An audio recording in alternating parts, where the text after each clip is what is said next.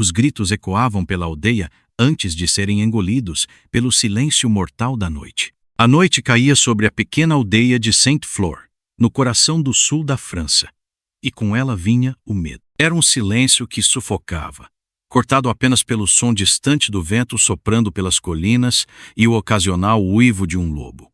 Mas os lobos, os aldeões sabiam, não eram mais o verdadeiro perigo. Não depois dos cor. Pierre Dufour chegou à aldeia em uma carruagem simples, vestido com um casaco pesado que mal conseguia protegê-lo do frio cortante. Ele era um homem metódico, acostumado a lidar com criminosos e desvendar mistérios com lógica e paciência. Para ele, as histórias de uma besta assassina eram exageros de camponeses supersticiosos. Ao descer da carruagem, foi recebido pelo prefeito local, um homem de meia idade com o rosto marcado pelo pavor. Monsieur Dufour, é bom tê-lo aqui. A cada noite que passa, perdemos mais vidas. A aldeia está à beira do colapso. Pierre apenas assentiu, observando os arredores. As casas de pedra estavam mal iluminadas, e as poucas pessoas que se aventuravam pelas ruas pareciam manter a cabeça baixa, evitando o contato visual. O medo era palpável, como um véu pesado sobre a aldeia. Pierre começou suas investigações na manhã seguinte, examinando os locais dos ataques.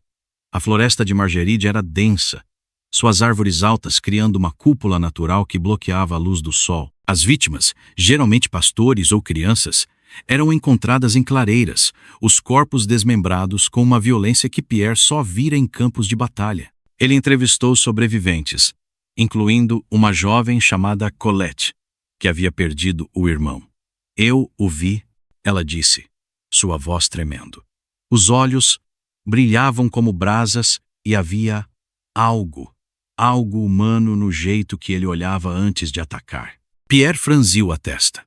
A descrição era consistente com os relatos que ouvira, mas ele ainda acreditava que havia uma explicação racional. Talvez fosse um lobo grande demais ou um predador ferido. No entanto, um padrão perturbador começou a emergir. Todas as testemunhas descreviam uma hesitação na criatura, como se estivesse lutando contra um impulso primal.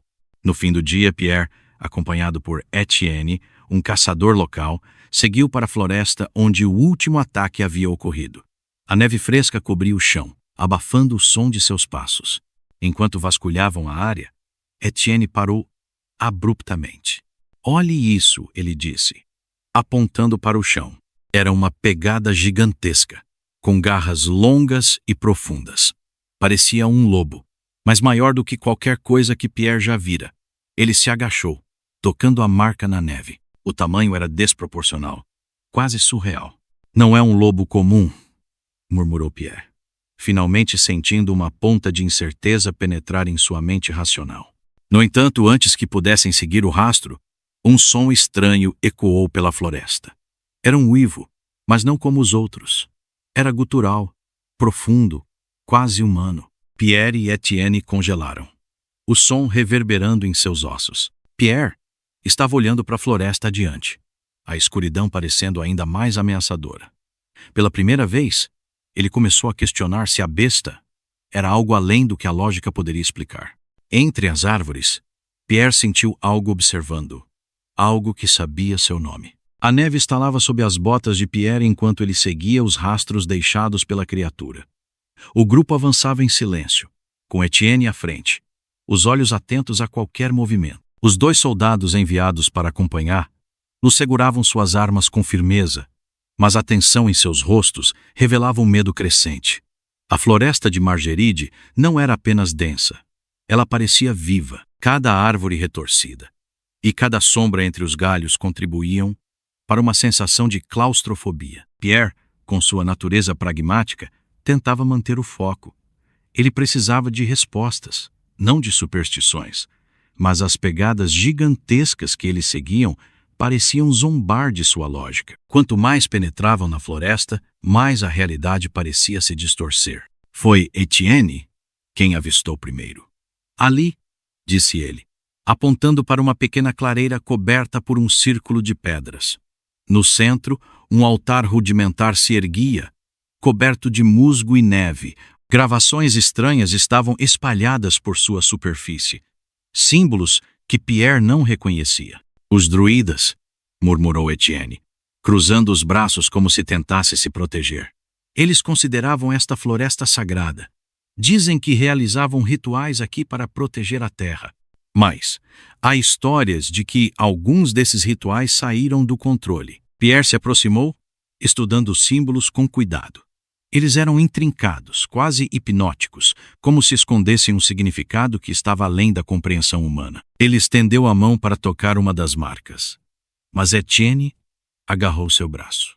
Não toque nisso, ele disse, os olhos arregalados. Você não sabe o que pode despertar. Pierre hesitou, mas o desconforto evidente do caçador o fez recuar. Ele não acreditava em maldições. Mas havia algo profundamente perturbador naquele lugar. A noite caiu rapidamente, e o grupo decidiu montar acampamento.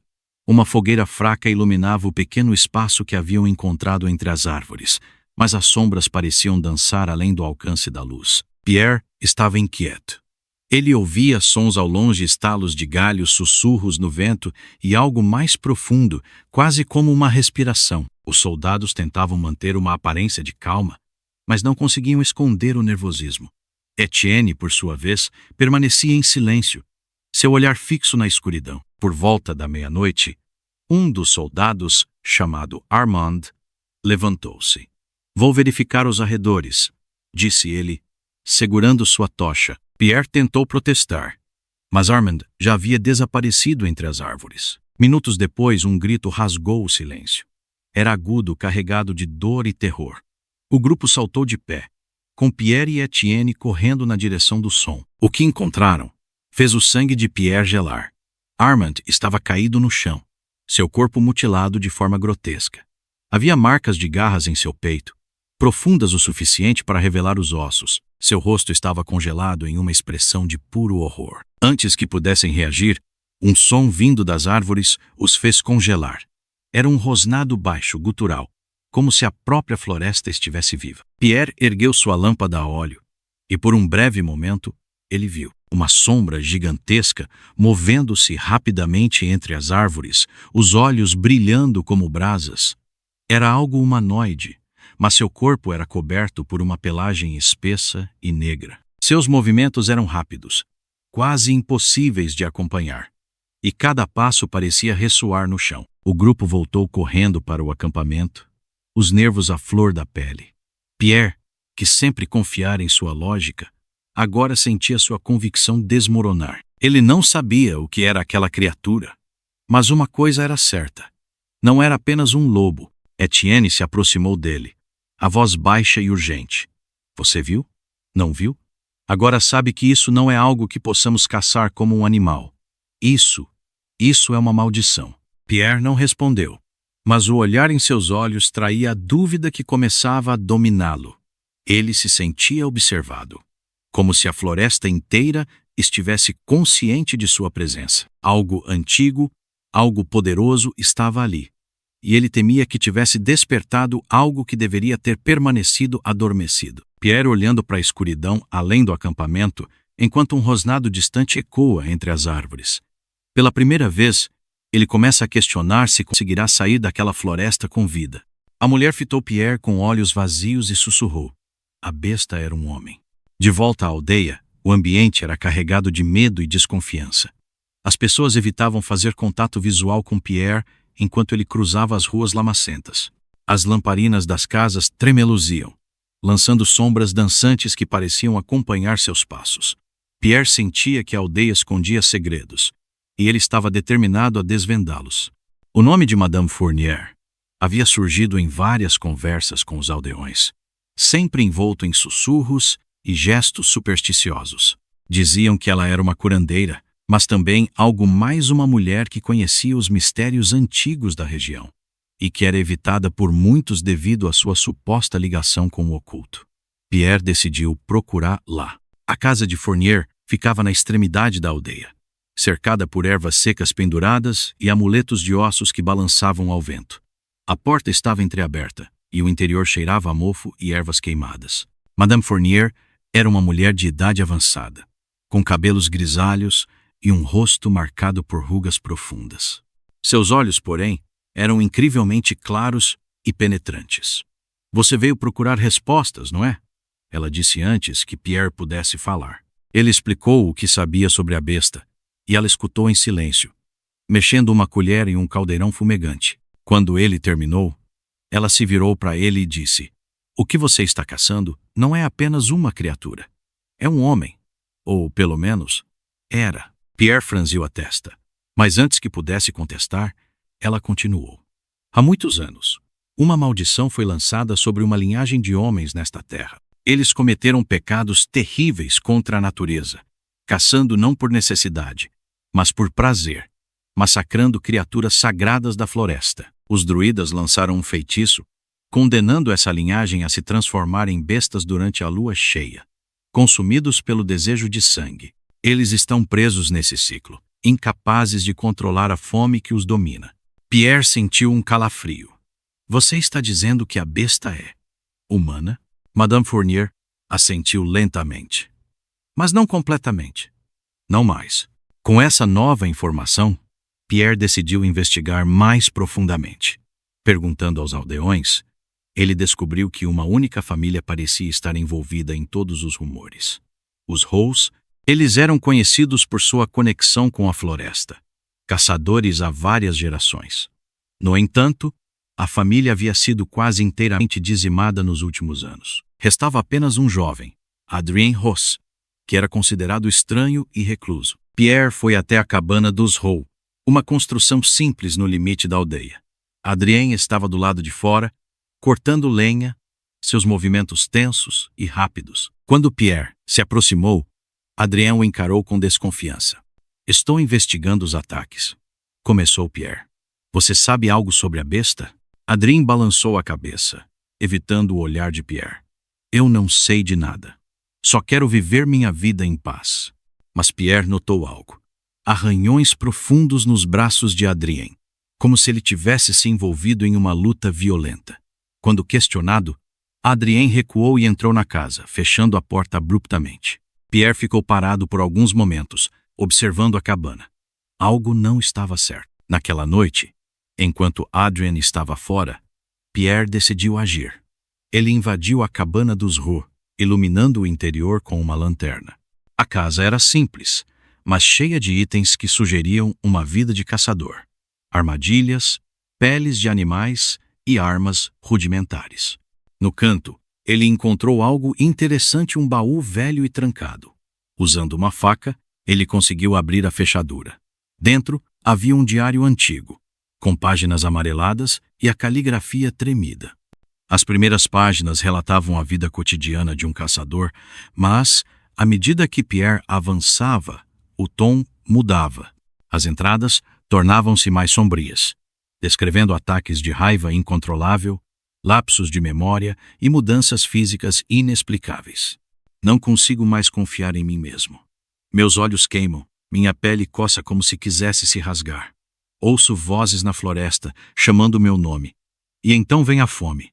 Uma fome que não posso saciar." Pierre sentiu um frio na espinha. As palavras do diário confirmavam os temores de Madame Fournier. A maldição era real. De repente, um uivo profundo ecoou pela floresta, tão próximo que a janela da cabana tremeu. Pierre se virou rapidamente, apagando a lanterna. Ele espiou pela janela e viu algo se movendo entre as árvores. Era enorme, e seus olhos brilhavam no escuro. Pierre sentiu o coração disparar. Ele sabia que estava prestes a enfrentar a verdade terrível por trás da besta de Gévaudan. O rosto do jovem se contorceu em dor, mas o que emergiu em seguida não era humano. A lua cheia pairava alta no céu, lançando um brilho prateado que transformava a floresta de Margeride em um cenário etéreo, mas aterrorizante. O vento soprava entre as árvores, carregando consigo o uivo de um predador distante, um som que fazia o sangue de Pierre gelar. Ele e Etienne haviam passado o dia armando uma emboscada com base nas informações contidas no Diário dos Rous e nos relatos de Madame Fournier. As palavras da velha mulher ecoavam em sua mente. A maldição não é algo que se quebra facilmente. Ela exige um preço. A clareira escolhida para a emboscada ficava próxima ao altar onde Pierre havia encontrado símbolos estranhos dias antes. Eles haviam preparado armadilhas rudimentares, estacas afiadas e cordas reforçadas com nós grossos. Etienne, embora ferido emocionalmente pelos eventos anteriores, estava determinado a proteger sua terra e sua aldeia. Ele afiava sua faca incessantemente, enquanto Pierre revisava os símbolos no diário, tentando decifrar o que poderia ser um ritual de purificação. "O que quer que enfrentemos esta noite, Pierre", disse Etienne em um tom grave, "não se esqueça de que já não estamos lidando com algo humano." Pierre assentiu, mas a dúvida corroía sua mente. Ele queria acreditar que havia algo de humano em Adrien, algo que pudesse ser salvo, mas as evidências até agora diziam o contrário. Pouco depois da meia-noite, eles ouviram passos pesados e irregulares. As folhas e galhos estalavam sob o peso de algo grande. Pierre ergueu a tocha, e o brilho revelou Adrien, cambaleando para dentro da clareira. Seu rosto estava pálido, e suas roupas rasgadas e ensanguentadas. "Pierre", Adrien começou, sua voz carregada de dor e desespero. "Eu não quero machucar ninguém, mas não consigo mais lutar contra isso." Antes que Pierre pudesse responder, Adrien caiu de joelhos, agarrando os braços enquanto gritava de agonia. Suas unhas começaram a crescer, transformando-se em garras afiadas. Os ossos de seu corpo estalaram e se rearranjaram grotescamente. Sua mandíbula se alongou, e seus dentes cresceram em fileiras de presas aterrorizantes. Pierre e Etienne recuaram enquanto assistiam, impotentes, a transformação completa da besta diante de seus olhos. A criatura não hesitou. Seus olhos brilhavam com um ódio animalesco enquanto avançava contra os dois homens. Etienne tentou lutar, mas foi rapidamente derrubado por um golpe devastador. Ele caiu no chão, sangrando e incapaz de se mover. Pierre conseguiu disparar um tiro, mas a bala parecia apenas irritar a criatura. Ela se virou para ele com um rugido que reverberou pela floresta. Pierre correu em direção ao altar, onde os símbolos antigos ainda estavam esculpidos nas pedras. Ele não tinha certeza de como funcionaria, mas o diário mencionava que a única maneira de purificar a alma amaldiçoada era através de um ritual que conectava a vítima às forças ancestrais da floresta. Com as mãos tremendo, Pierre espalhou o pó branco que Madame Fournier havia lhe dado ao redor do altar e começou a entoar as palavras escritas no diário. A besta avançou, mas hesitou ao entrar no círculo formado pelo pó. Era como se algo invisível a impedisse de se aproximar. Adrien, ainda em sua forma bestial, começou a tremer violentamente. Seus uivos misturavam-se a gritos humanos, como se duas entidades estivessem lutando pelo controle de seu corpo. Pierre continuou o ritual, sua voz crescendo em intensidade enquanto o vento ao seu redor aumentava. De repente, a criatura caiu de joelhos, seus olhos brilhantes fixos em Pierre. Por um breve momento, Pierre viu algo humano neles, um olhar de súplica e gratidão. Então, com um último rugido que ecoou pela floresta, Adrien desabou no chão. Sua forma bestial desapareceu lentamente, revelando o corpo frágil de um jovem homem. Pierre se aproximou do corpo inerte de Adrien. O jovem estava morto, mas seu rosto parecia tranquilo, como se finalmente estivesse em paz. A floresta ao redor parecia mudar também. O ar pesado e opressor deu lugar a uma brisa suave, e os sons noturnos retornaram, como se a natureza estivesse se curando. Etienne, ferido mas vivo, conseguiu se arrastar até Pierre. "Você fez o que precisava ser feito?", disse ele, sua voz fraca. Pierre assentiu, mas não sentia alívio. Ele sabia que, embora a maldição tivesse sido interrompida, o custo havia sido alto demais. Ele carregaria o peso do que viu e fez pelo resto de sua vida.